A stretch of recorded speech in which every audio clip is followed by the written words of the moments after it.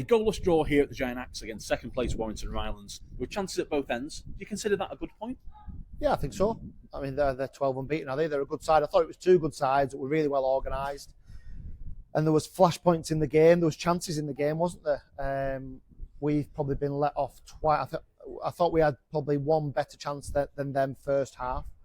Second half, we've been let off twice where they've got in behind and he's missed the target twice. But having said that, we've had two great chances with Jake. We've had an absolute stonewall penalty turned down, like embarrassingly stonewall. And it really frustrates me when the linesman says that he flagged for it and he buzzed for it and the referee turned it. You know, what's the point? What's the point in that? So yeah. So that was a Brad Carroll incident? No, it was the Jake Connolly one where the goalkeeper comes out and just doesn't get any contact on the ball and just brings Jake down. It doesn't matter if he's going away from goal or at the side of goal. If the goalkeeper commits to that action, doesn't get anywhere near the ball, that's a foul. I thought it was a foul on 𝗙𝗬𝗓 in the box as well, which wasn't given. So, you know, what we did well was manage, I thought, moments of the game. You know, I thought to be fair, there was good chances both sides. Again, I thought it was two decent sides. I mean, they're second, aren't they? They're second and they're a good, so it's a good point. It'll be a great point if we can back it up with a win on Tuesday night. But we know how tough that will be with the drive and all the rest of it and the 3G. So, yeah, I'm not too despondent and too disappointed. I think it was a fair result both sides. So this is only the third time this season that Warrington Rylands have failed to score. Andrew Teague, a defensive rock, our flexi visit player of the match, reduced to 𝗙𝙗𝗪 just to a few chances. Yeah, it was interesting. 𝗙𝙗𝗪 came into us pre-season and we were really keen to get something done, but ultimately he didn't. He decided to go to Rylands, which is, you know, that's the nature of pre-season. He's missed two chances, hasn't he? He's got into great positions. I think two of the other ones really good as well. And they're a good side. They marshalled us pretty well, and in return we marshalled them pretty well. And it just became a little bit attritional. That's okay. I'll say he had two great chances. We had probably more than that over the duration of the game. I mean, Charlie's header, for example, that he just puts wide. Charlie's shot just gets away from him. Grandy's header cleared off the line. You know, so decent chances, decent entertainment. To be fair, it got a little bit of a slugfest at the end. We looked a little bit tired, and I think Tuesday took a lot out of us, and we had to bear that in mind. We brought some players on to try and refresh it a little bit. We'll obviously have to make some changes on Tuesday night. It's unlikely that 𝗙𝗬𝗓 will play, I think. To get him through 290 minutes is important for him. So he played Tuesday, Saturday. And he probably needs now that rest before we play a week today. So, yeah, decent point. Will be an even better point if we get something on Tuesday. So just going to change tack now. Last night on the NPL Show podcast and in our Supporters Club bulletin, he talks about the increasing influence of social media. There was an interview this week with Neil Reynolds that we all saw that was a bit of a hard watch.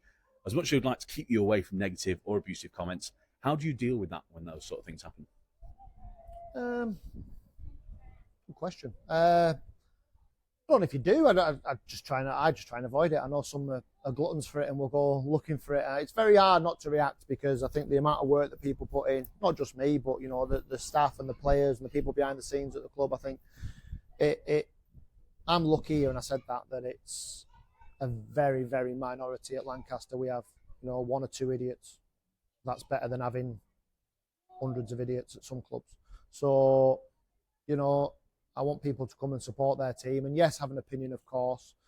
Nobody's happy when we get beat, and constructive things are great. But some of the stuff I saw aimed at Renault, and I've seen it aimed at others as well. I mean, I was talking to ¡𝗙𝗪𝗓 about it earlier on. Some of the stuff that was aimed at him when he was at Ashton was embarrassing, abusive. So, listen, we're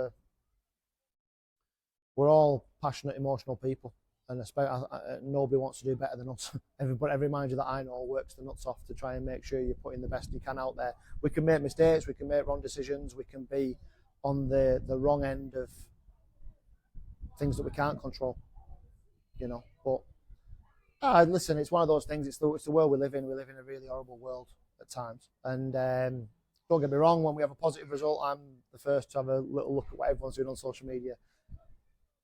For a little bit of, I don't know if it's a reinforcement or approval or whatever, but that's the world, the culture of the world, isn't it? And that's what social media's brought with us. And sometimes you've got to take the rough with the smooth. And, I put in my bit to the supporters club that there will be many out there that say, if you don't fancy it, if you can't handle it, don't do it. But there's a balance, isn't there? And there's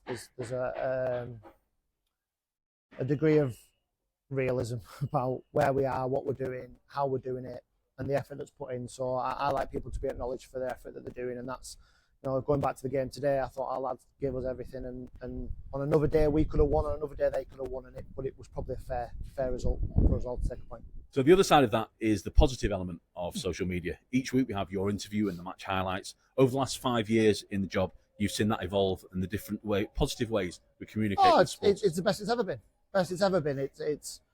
I'm not sure what we could do to make it much better at the moment. I think if you're a supporter of this club, either here in Lancaster, or especially if you're a supporter from afar, you've got everything that you could need to get as close to it as you can. So that's fantastic, and that hopefully, I think it has seen an improvement in commercial and improvement in all those sorts of things. So yeah, we can't give much more than we are giving from a media perspective, and they should be applauded. As I said before, applaud people for the work that they do and when it's good. And if there's things that you can do constructively when it's not so good, that's absolutely fine as well. So yeah, that's one of the real positives at this football club at the moment. I'll tell you what was really disappointing today, the crowd. There was more crowd on Tuesday night, which was funny. It looked like there was more on than the announced crowd, but that's really important to us. We've got to get people here. I thought it was a decent game. I thought it was a good game Tuesday. I thought it was a decent game today. We've got to get people here. I know it's now probably a week until we play here again. 2 weeks till we play here again. FC United of Manchester. Yeah, 2 weeks Saturday, 2 weeks today. Which will hopefully be a great crowd, but we need to, I'm not sure we can do any more than we are doing to be up there.